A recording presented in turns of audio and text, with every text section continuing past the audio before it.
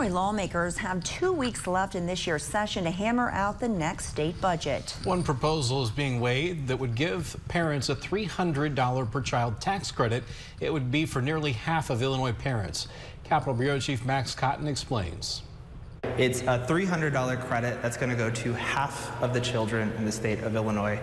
We get there by offering the credit to families that are making about the median income of the state of Illinois. Arian Mollisey with Economic Security for Illinois says that means joint filers making less than $75,000 and single filers making less than $50,000 will get the full $300 per child credit. People who make up to $100,000 for joint filers and $75,000 for single filers would get a smaller credit on a sliding scale. The beauty of the child tax credit is that it's cash that families can utilize to make the choice that's right for their household.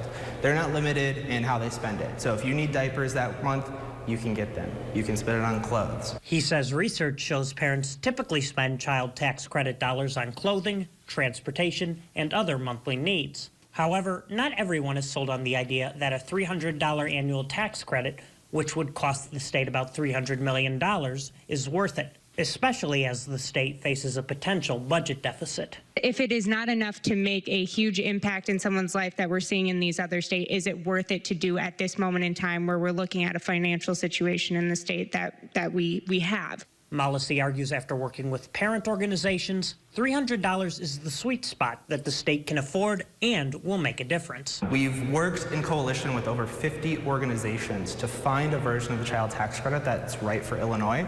And parents have time and time again said that $300 is enough to make a difference in their livelihoods. In total, he expects the tax credit to benefit nearly 1.5 million Illinois children.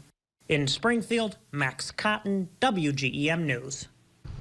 Governor Pritzker had a more modest child tax credit in his fiscal year 2025 budget proposal. It would only affect families with children under 3 and is projected to cost about $12 million.